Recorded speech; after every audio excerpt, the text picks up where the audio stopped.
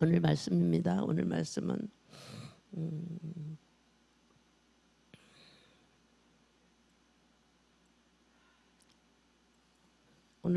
로마서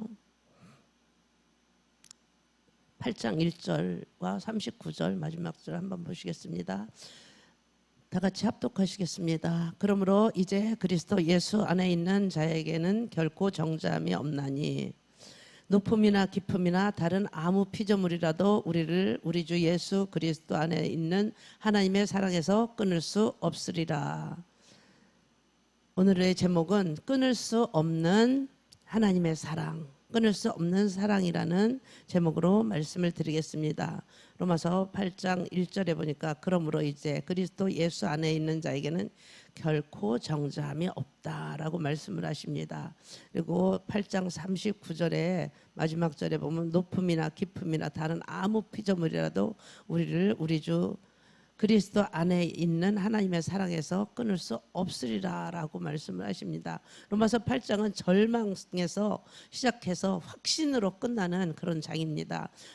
이 로마서에서도 로마서 8장이 가장 중요하다고 이렇게 이야기를 하고, 모든 우리가 신학을 배울 때는 로마서를 알아야 된다.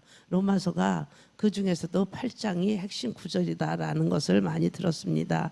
첫 절은 결코 정죄함이 없다고 선언을 하고, 마지막 절에는 아무것도 끊을 수가 없다라고 선언을 하는 것입니다. 그 사이에 인간이 겪을 수 있는 모든 고통이 다 들어있는 것입니다. 우리가 살아가면서 정말 여러 가지 일들을 겪잖아요. 정말 절망에 겪을 때, 절망 속에서 모든 정말 더 이상 우리가 이제 희망이 없다라는 그런 일들까지도 우리가 겪은 적들이 있습니다. 거의 대부분의 사람들이 다 그런 일들을 겪고 살아요. 하나님은 하나님이 쓰시고자 하는 사람들에게는 일부러 그런 자리에 밀어 넣기도 하세요.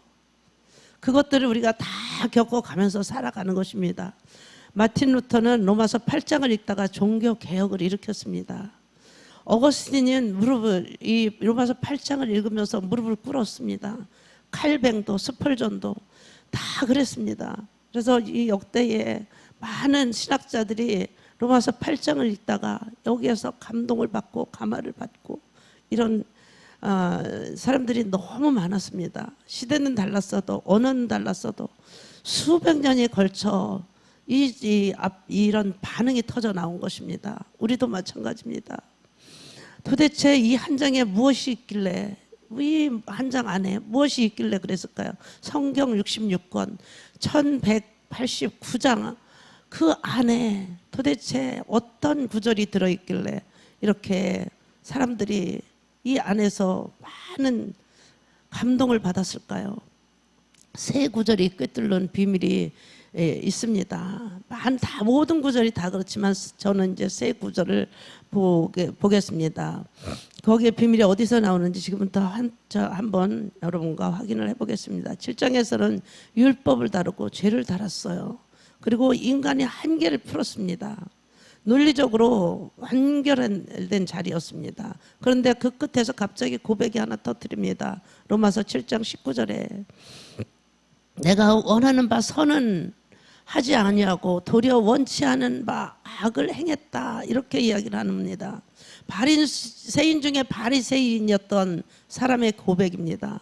바울은 오라 나는 공고한 사람이로다, 이렇게 정직한 고백을 한 사람이었어요. 내 힘으로는 안 된다는 것을 마침내 인정한 자리였습니다. 사도 바울이 얼마나 학식이 많았습니까? 그런데 이 사람도 이런 고백을 한 것입니다. 우리가 살면서 나는 왜 아직도 안 될까? 나는 왜 이렇게 힘들까? 수십 년을 믿었는데 나는 왜 이렇게 변하지 않을까? 나의 인생은 왜 이렇게 풀리지 않을까? 이런 고백을, 이런 속으로 우리가 되뇌일 때가 너무나 많았지 않습니까? 바울도 우리가 똑같은 밤을 보낸 것입니다. 우리가 밤마다 내일은 달라지겠지, 내년은 달라지겠지 이러면서도 내년에 보면 별로 변한 것도 없고, 수십 년을 신앙생활을 해도 우리가 별로 변한 것 같지 않은 때가 너무나 많았습니다. 여전히 똑같이 그런 행동을 할 때가 너무 많았습니다. 바울도 이런 고백을 한 것입니다. 평생 누구보다도 열심히 살았던 그 사람의 절규가 끝나자마자 바울은 7장의 절규와 8장 사이에서 쉼표가 하나도 없이 바로 로마서 8장 1절에 그러므로라고 연결이 됐어요. 이제 그리스도 예수 안에 있는 자에게는 결코 정죄함이 없나니, 그러므로를 바로 붙잡은 것입니다. 그래서 로마서 7장 24절에 오라 나는 곤고한 사람이로구나, 이 사망의 몸에서 누가 나를 건져내랴, 이렇게 고백을 했습니다. 이 절규담으로 바로 나온 것이 완전 바닥의 조건이 된다는 것입니다. 절망의 선언의 출발점이 된 것이에요. 완전히 우리가 절망 가운데 있을 때 그것이 바로 시작을 할 수 있는 출발점이 된다는 거예요. 우리가 바닥까지 내려갔어. 그럼 더 이상 우리가 내려갈 것이 없다. 그러면 이제 그때부터 다시 올라가는 길 것입니다. 바울도 그랬습니다. 바울도 그것이 바로 출발점이 된 것입니다. 그러므로 이제 그리스도 예수 안에 있는 자에게는 결코 정죄함이 없나니, 완전히 영원히 어떤 경우에도 없다는 것입니다. 오늘 또 넘어졌을 때도 수십 년째 같은 자리에 맴돌았어도 결코입니다. 결코 정죄함이 없다. 판사가 한번 판결이 내리면 그것이 반복되지 않습니다. 잘못 판결이 됐을 때도 그냥 가는 것입니다. 하나님의 법정에서 이미 판결을 내린 것입니다. 1절에 왜 신구약이 여는 열쇠가 될까요? 창세기에서는 아담과 하와가 죄를 짓고 하나님 앞에서 숨은 그날부터 인류는 정죄의 두려움 속에서 살아왔습니다. 저 여자가 먹으라고 해서 먹었어요. 뱀이 먹으라고 해서 먹었어요. 저는 이제 그 생각도 해봅니다. 아담이, 남편이 저 여자가 먹으라고 해서, 그때 하와는 어떤 생각을 했을까요? 우리 남편들이 저 여자가 그랬어요. 저 여자가 그러라고 그랬어요. 야, 이 남편은 정말 믿을 수가 없을 것 같아요. 아마 하와도 그때부터 남편을 잘 못 믿었을 것 같아요. 신뢰의 대상이 아니었던 거죠. 제가 그런 생각을 해봤어요. 어떻게 그런 말을 했을까? 완전 배신감 때리는 거잖아요. 레위기의 그 모든 제사가 그 정죄를 어떻게 처리하느냐, 그 이야기였어요. 성경은 이런 이야기로 가득 차 있는 것입니다. 수천 년에 거친 답이 그러므로 이제 그리스도 예수 안에 있는 자들에게는 결코 정죄함이 없나니, 이 말이 완전 희망의 말이었습니다. 히스기야 왕이 있었습니다. 아수르에게 협박 편지를 받았습니다. 그 편지를 들고 성전으로 들어갔어요. 열왕기하 19장 14절부터 보면은 히스기야가 사자의 손에서 편지를 받아보고 여호와 전에 올라가서 그 편지를 여호와 앞에 펴놓고 그 앞에서 기도하여 가로되 그랬어요. 그 앞에서 기도를 한 거예요. 이스라엘 하나님 여호와여, 주는 천하 만국의 홀로 하나님이시라. 주께서 천지를 창조하셨나이다. 일단 하나님을 찬양합니다. 그리고 주를 여호와여 귀를 기울여서 내 말을 좀 들어달라고 하는 것입니다. 여호와여 눈을 떠서 보시옵소서. 주님 보시옵소서 하는 거예요. 사도들이면서 사신 하나님이 해방하러 보낸 말을 들어보시옵소서.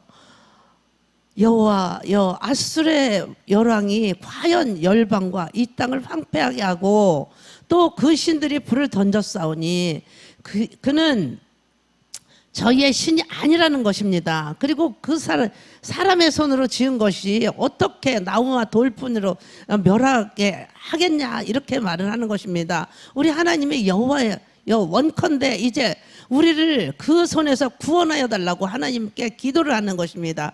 그리하면 천하 만국이 주 여호와는 홀로 하나님이신 줄 알 것이다 라고 히스기야 왕은 이렇게 말을 하는 것입니다. 여기서 편지를 써놓고 이야기하는 것입니다. 그들에게서 보낸 편지입니다. 그리고 그 편지를 펼쳐놓고 말로 표현을 다 하지 못해도 그냥 편지를 펴놓고 그냥 거기서 그 편지를 읽는 것입니다.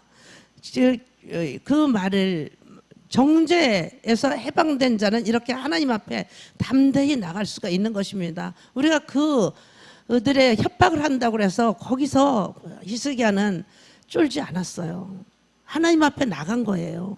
본문 8장 1절을 붙잡은 사람은 히스기야와 같이 되어야 하는 것입니다.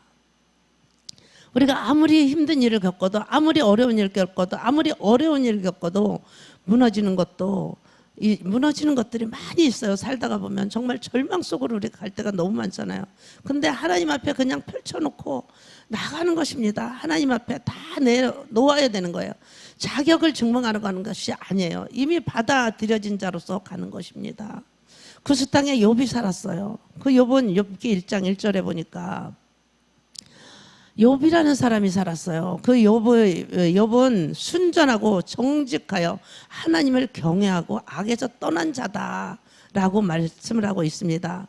욥은 흠이 없고 정직하고 하나님을 경외하고 악에서 떠난 사람이었습니다. 당시 동방에서 가장 훌륭한 사람이라고 불렸던 사람이에요. 그 사람은 욥이었습니다. 그런데 어느 날 그 사람의 인생이 무너지기 시작했습니다. 욥기 1장 14절에 보니까 욥에게 와서 스밧 사람이 갑자기 소식을 하나 들고 오는 거예요. 소식을 하나 들고 오기 시작을 했습니다. 첫 번째 소식이 왔는데 소와 나귀를 다 빼앗겼다라는 것입니다. 16절에 보면 두 번째 소식이 왔어요. 양떼가 다 불탔다. 다 그런 소식이 왔어요. 그리고 세 번째 17절에 세 번째 소식이 왔는데 약대까지 다 뺏겼다는 것입니다. 모든 것을 다 뺏겼다는 것이에요. 그리고 마지막에 소식이 왔는데 자녀들이 10명이 하루에 다 죽었다는 거예요. 바람이 불어서 집이 다 무너졌다는 것입니다. 얼마나 기가 막힌 소식을 받은 것입니까?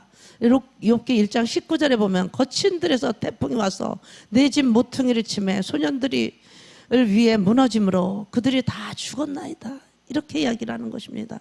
20절에 보니까 욥이 일어나 겉옷을 찢고 머리털을 밀고 땅에 엎드렸다 그랬어요. 얼마나 힘들었겠습니까? 겉옷을 찢고 머리털을 밀고 땅에 엎드려서 그래도 하나님을 경배했다는 거예요. 하나님을 원망하지 않고 경배했다. 이렇게 이야기를 해서 이제 욥은 원망하지 않았다 이렇게 얘기인데 그렇지 않아요. 욥은 원망투성이었습니다. 하나님 앞에 그냥 계속 묻고 따지고 계속 그랬습니다. 그게 끝이 아닙니다. 욥은 온몸에 악창이 나서 귀와 조각으로 긁는 거예요. 욥기서 2장 7절에 보면 그 바닥에서 정수리부터 악창, 발바닥부터 정수리까지 악창이 나게 했다고 말을 합니다. 욥은 재 가운데서 귀와 조각을 가져다가 몸을 긁었대요. 그 아내가 말을 합니다. 그래도 자기의 순전을 굳게 지키겠냐. 하나님을 욕하고 죽으라. 가장 가까운 아내마저 그렇게 말을 합니다. 그때 욥의 심정은 어땠을까요? 저는 이때 욥의 아내의 입장을 한번 들어가 봤어요. 욥의 아내의 입장은 어땠을까? 욥만 힘든 게 아니었잖아요. 욥의 아내는 아마 하나님을 경외하는 여자였을 거예요. 자녀 교육도 잘 시켰던 엄마였을 거예요.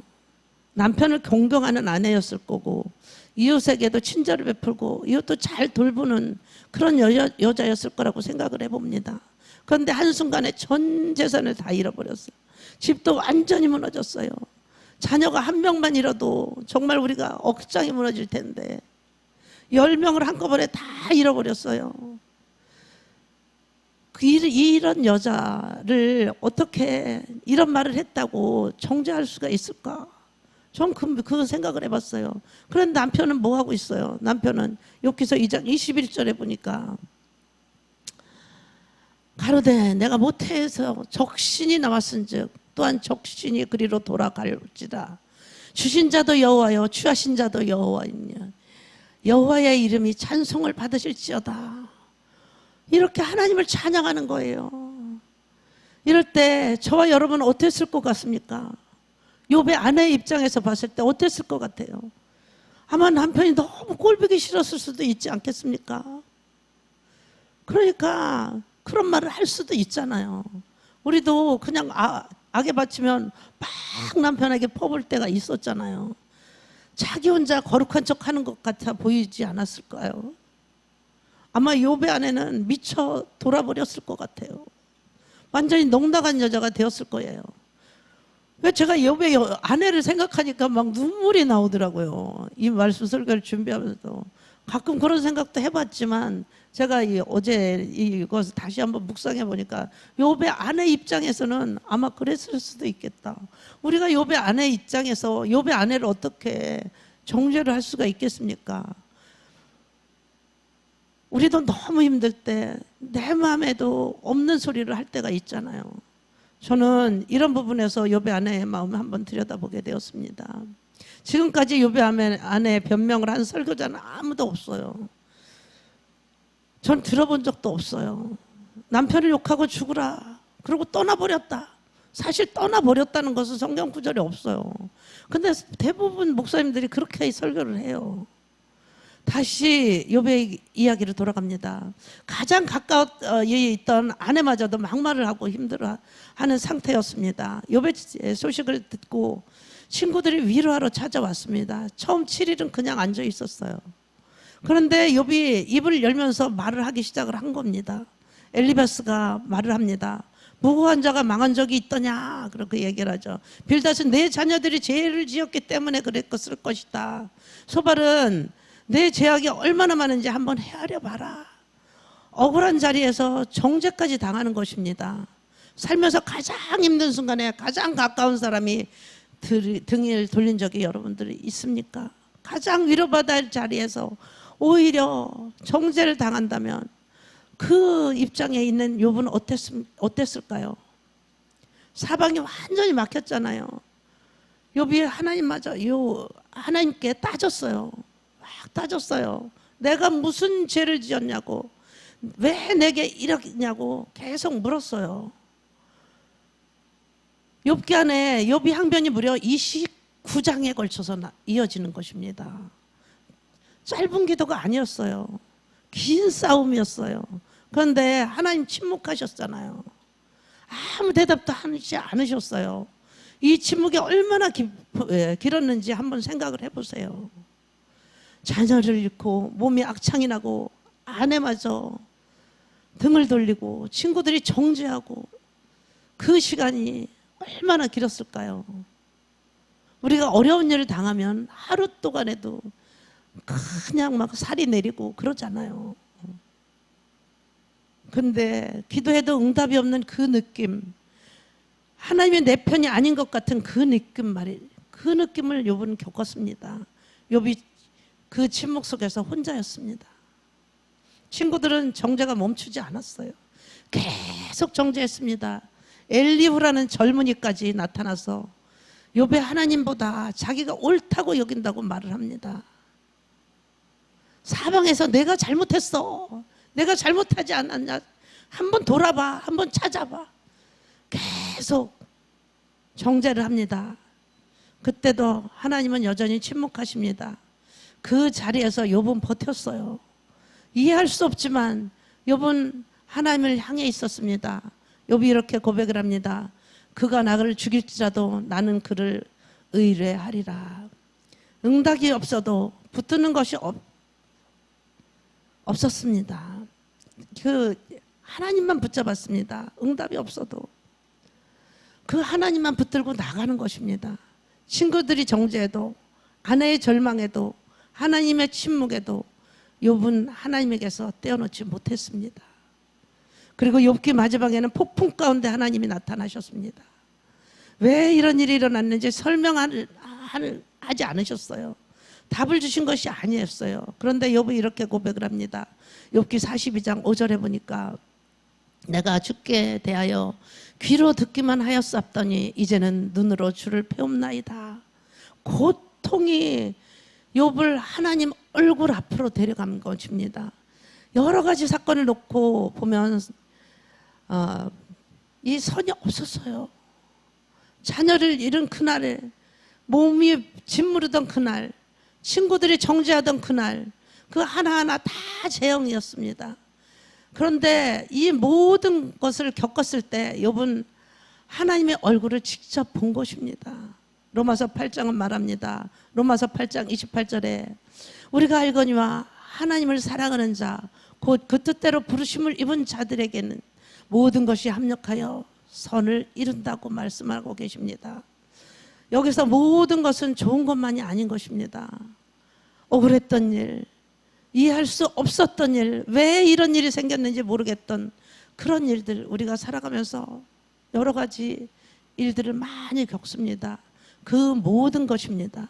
합력하여 하는 이 말이 아주 중요한 것입니다.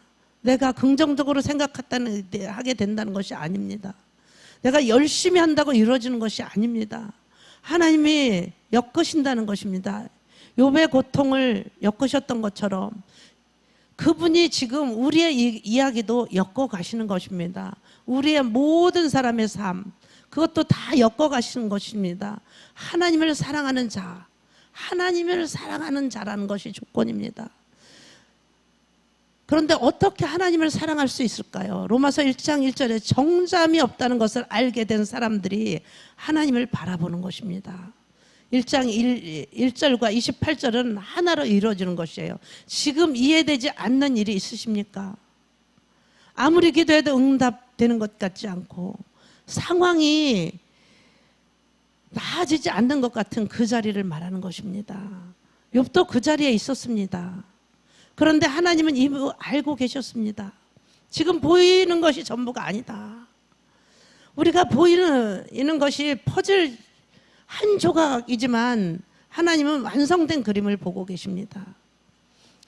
지금 이 순간이 사방에 막힌 분도 계시잖아요. 그렇지만 우리는 알아요. 버텨도 상황이 바뀌지 않는 그 자리가 이에 있는 분들이 있습니다. 그러나 28절은 그 자리를 향해서 말합니다. 지금 이해되지 않아도 괜찮다고. 하나님이 엮어가고 계신다는 것을 말씀하고 계십니다. 욥의 이야기가 거기서 끝나지 않은 것처럼 우리의 이야기도 끝나지 않습니다. 욥이 나중에 완전히 다 회복된 것처럼 우리도 하나님께서 회복되어 주신다는 것을 우리가 알아야 되는 것입니다. 그래서 이 로마 감옥에, 이 차가운 감옥에서 바울이 이 글을 쓴 것입니다. 정말로 네로 황제가 로마의 대화제를 그리스도인들이 한 것이라고 이렇게 박해를 하는 그 과정에서 그 직후에 이 글을 쓴 것입니다. 바울 곁에 남아있는 사람이 거의 없었습니다. 대부분 다 떠났어요. 바울은 로마 감옥에서 펜을 들은 것입니다. 어떤 그가 상태였을까요? 얼마나 기가 막힌 상태였는지 고린도전서 11장 23절 27절에 기록되고 있습니다. 내가 너희에게 전한 것은 주께 받은 것이니 곧 주 예수께서 잡히시던 밤에 떡을 가지사 축사하시고 떼어 가라사대 이것은 너희를 위한 내 몸이니 이것을 해여 나를 기념하라 하시고 식후에 또한 이와 같이 잔을 가지시고 가라사대 이 잔은 내 피로 세운 새 언약이니 이것을 행하여 마실 때마다 나를 기념하라 하셨으니 너희가 이 떡을 먹으면 이 잔을 마실 때마다 주의 죽으심을 오실 때까지 전할 것이니라. 그러므로 누구든지 주의 떡이나 잔을 합당치 않게 먹고 마시는 자는 주의 몸과 피를 범하는 죄가 있느니라. 이렇게 말씀을 하는 것입니다. 유대인들에게 이 말씀이 고린도서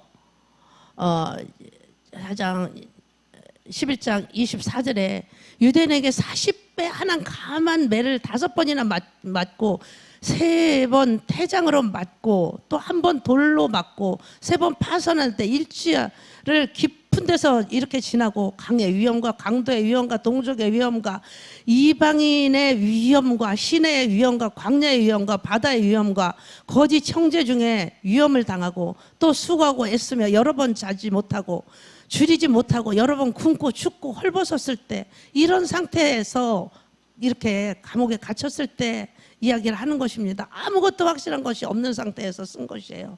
그런데 로마서 8장 38절에 내가 확신하노니 사망이나 생명이나 천사들이나 권세자들이나 현재일이나 장래일이나 능력이나 높음이나 깊음이나 다른 아무 피조물이라도 이렇게 하나님은 바울은 나열하는 이 모든 일이 실제로 겪은 일들이었어요. 이 모든 일을 겪었어요. 38절의 사망으로부터 바울은 매일 죽음을 마주하는 거예요. 루스드라에서 돌을 맞아서 성 밖으로 버려졌을 때도 있었습니다. 사람들이 바울을 죽이려고 했을 때가 너무 많았어요. 바울은 피투성이인 채 성 안으로 들어갔어요. 그 사람이 사망도 끊을 수 없다라고 쓴 것이에요. 그 상황에서 생명도 끊을 수가 없다라고 말을 한 것입니다. 살아있는 것이 두려운 자리였던 곳입니다. 빌립보 감옥에서 발에 착고를 채워진 중에 한밤중에 바울은 찬양을 부를 수 있었던 것입니다. 살아있는 것이 고통인 상태였어요. 그래서 8장 39절에 우리를 우리 주 예수 그리스도 안에서 있는 하나님의 사랑에서 끊을 수 없다라고 이야기를 한 것입니다. 이 경험을 한 사람의 생명도 끊을 수 없다라고 쓴 것입니다. 또 권세자들도 끊을 수 없다라고 한 것입니다. 로마 권력 앞에 섰습니다. 벨릭스 앞에서, 베스도 앞에서, 아그리파 앞에서 그때도 죽일 수가 없다라는 것입니다. 지금 우리나라 권력도 지금 이재명 정권 안에서 지금 기업인들이 자기 마음대로 할 수가 없지 않습니까? 이때 이 권력 앞에서 바울이 이렇게 당당하게 맞설 수 있었다는 것은 얼마나 대단한 것입니다. 대단한 것입니까? 바울이 이렇게 이야기를 할 수 있었다는 것은 정말로 하나님을 믿고 의지하고 당당한 삶을 살았기 때문에 이렇게 권세자들 앞에서도 하나님의 사랑을 끊을 수 없다라고 이야기를 하는 것입니다. 당당히 우리는 말할 수 있어야 되는 것입니다. 지금이 감옥이 현재 일입니다. 또 내일 처형이 될 수도 있는 것이 바로 장래일입니다. 이 두 가지, 현재 일이나 장래일이 눈앞에서 있는 상태에서 바울이 적어 내려가는 것입니다. 막막한 오늘과 두려운 내일에서도 하나님의 사랑을 끊을 수 없다라고 이야기를 하는 것입니다.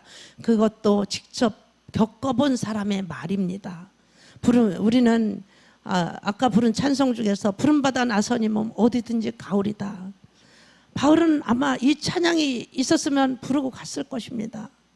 주님을 위해서 받은 고난과 핍박, 모든 일과 하나님을 사랑하는 바울은 얼마나 감격스러울까 한번 생각을 해보았습니다. 아마 바울도 이 글을 쓰다가 잠시 멈추고 자신을 칭찬했을 것 같습니다. 그 차가운 감옥에서 다시 한번 자신의 글을 묵상하지 않았을까요? 사망도 생명도 권세도 현재도 장래도 하나도 끊지 못했다고 자신을 아마 칭찬했을 것 같습니다. 이 목록이 단순히 신학 개념이 아닙니다. 바울이 직접 겪은 것입니다. 사망은 루스드라 돌밭에서 일어난 일입니다. 생명은 빌립보 감옥의 착고에서 있었던 일입니다. 권세자들은 벨릭스 아그리빠였습니다. 추상적인 두려움이 아니라 살아온 역사였습니다. 이 역사 위에 바울이 적은 것입니다. 하나도 끊지 못했다고요. 이 목록 끝에 바울은 다른 어떤 피조물이라도 미처 생각하지 못한 것까지 다 적은 것입니다. 혹시 내가 빠뜨린 것이 있을까? 마지막에 한 번 더 문을 닫아보는 것입니다. 우리도 이런 역사가 우리의 삶이 바울의 역사처럼 이런 역사로 기록되어질 것입니다. 하나님 앞에 우리가 섰을 때 우리 주 예수 그리스도 안에 있는 사랑에서 끊을 수 없다 라는 우리가 고백을 하면서 주님 앞에 설 수 있어야 하는 것입니다. 평생 매를 맞고 처형을 당하고 그런 사람의 입에서 정말 죽을 고비를 그렇게 여러 번 넘긴 사람 앞에서 이런 고백이 나온 것입니다. 위로의 말이 아니었습니다. 자신이 살아온 평생을 검증하는 확신이었습니다. 하나님의 사랑입니다. 여러분, 지금 가장 두려운 것이 무엇입니까? 죽음이 두렵습니까? 미래가 두려우십니까? 아니면 지금 이 순간이 두려운 것입니까? 우리가 정말 내가 카드값을 못 막아서 그것이 두려우십니까? 바울은 이 모든 것에 대해서 하나씩 다 대답을 했습니다. 그것도 하나님의 사랑에서는 우리를 끊을 수 없다라고 말하는 것입니다. 바울이 직접 겪은 자리에서 나온 것입니다.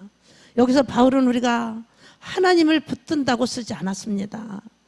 하나님의 사랑에서 끊을 수 없다라고 기록을 한 것입니다. 우리는 하나님을 붙들어야 되는 것이지만 우리는 하나님의 어떤 일이 있어도 내가 흔들려도 그분의 사랑은 흔들리지 않는다는 것을 우리가 알 수 있는 것입니다. 내가 약해져도 그 사랑은 여전히 강하다는 것입니다. 바울이 처형되기 전에 디모데에게 마지막 편지를 썼습니다. 거기서 바울은 이렇게 말합니다. 디모데후서 4장 7절에 내가 선한 싸움을 싸우고 달려갈 길을 마치고 믿음을 지켰다고. 모든 싸움에서 이긴 것이 아니었습니다. 완벽했던 것도 아닙니다. 끝까지 믿음을 지킨 것입니다. 창세기에서 아담과 하와가 범죄한 인류는 단절의 두려움 속에서 살았습니다. 성전에 세워지는 것도 제사를 드려지는 것도 모두 단절된 관계를 회복시키기 위한 열망이었습니다. 오늘 본문에 보면 39절에 우리 주 예수 그리스도 안에 있는 하나님의 사랑에서 끊어지지 않는다는 것입니다. 영원히 끊어지지 않아요. 우리는 그 하나님을 믿고 그 사랑을 믿고 가야 되는 것입니다. 1절에 정죄함의 두려움에서 해방되는 자리입니다. 누구도 어느 누구도 우리를 정죄하지 못합니다. 그 정죄함이 없는 그 하나님, 두려움 속에서 그 끊을 수 없는 그 사랑의 하나님을 우리가 바라보고 믿고 따라가야 되는 것입니다. 우리가 이해되지 않고 억울한 일에 무너지는 것 같은 그 자리에서도 하나님은 우리를 사랑하고 계신 것입니다. 우리가 알거니와 하나님의 사랑하는 자 그때로 부르심을 입은 자들에게는 모든 것이 협력하여 선을 이룬다라고 말씀을 하시는 것입니다. 그 어떤 것도 하나님의 사랑 안에서 우리를 끊을 수가 없는 것입니다. 우리는 오직 믿음 안에서 살아가야 되는 것이고 하나님의 그 선포되는 그 바울은 희망 섞인 말을 하지 않았어요. 그냥 선언한 것입니다. 선언한 것이 정죄함이 없느니라 선을 이루느니라 끊을 수 없으리라 막 이렇게 선언하고 간 것입니다. 이 세 구절이 신구약 전체를 뚫는 이유가 있습니다. 우리가 하나님만 붙잡고 가십시오. 내가 지금 아무리 힘든 과정에서도 여러분들이 그것들을 다 지금까지 겪어오지 않았습니까? 앞으로도 이런 일이 혹시 있을지라도 하나님 붙들고 나가시면 우리는 하나님 앞에 섰을 때 바울처럼 당당하게 설 수 있는 것입니다. 그래서 바울이 쓴 글처럼 우리도 이런 글을 쓸 수 있어야 하는 것입니다. 우리는 모두 다 십자가의 휘장이 찢어진 것도 빈 무덤이 돌로 굴러간 것도 사랑의 완성을 향해 달려간 것입니다. 우리가 창세기에서 1장 1절에서 선언으로 시작했습니다. 태초에 하나님의 천지를 창조하시니라 그랬습니다. 설명하지 않았습니다. 증명도 하지 않았습니다. 그냥 선언이었습니다. 성경은 처음부터 끝까지 선언입니다. 로마서 8장 이 문법은 정점입니다. 이 세거리 이 절에서 계속 말하는 것 우리가 정말 이해할 수 없어도 바울이 겪은 것들을 우리가 보면서 이 로마서 8장을 붙잡고 로마서 8장을 우리가 붙잡고 가는 것입니다. 욥이 이해할 수 없는 상황에서도 하나님을 붙들고 간 것처럼 우리도 가야 되는 것입니다. 히스기야가 정말로 절명 속에서 편지를 갖다가 자기가 말을 하지 못하니까 그걸 펼쳐놓고 그냥 있었던 것처럼 그 자리에 우리가 하나님이 계시다는 것을 믿고 우리가 가는 것입니다. 하나님은 침묵 속에서도 응답하시는 분들을 여러분 기억하십시오. 기도드리시겠습니다. 하나님 아버지 감사합니다. 우리가 날마다 절망할 때가 있습니다. 우리가 알지 못하는 때가 너무나도 많습니다. 이런 상황 속에서 어떻게 해결해야 나가야 되는지 알지 못할 때가 있습니다. 그러나 하나님은 지금도 우리를 엮고 계시다는 것은 우리가 알고 있습니다. 우리가 알게 해주시니 감사를 드립니다. 이 로마서 8장을 통하여서 바울이 모든 것을 겪고 나서 쓴 글입니다. 우리도 지금까지 겪었던 모든 것들을 지금 이해되지 않아도 하나님이 풀어가고 계시다는 것을 우리가 알게 하여 주시니 감사를 드립니다. 오늘도 승리하신 그 예수님을 믿고 나아갑니다. 오늘도 주님 안에서 승리할 수 있게 도와주시옵소서. 감사드리며 예수님의 이름으로 기도드렸사옵나이다. 아멘.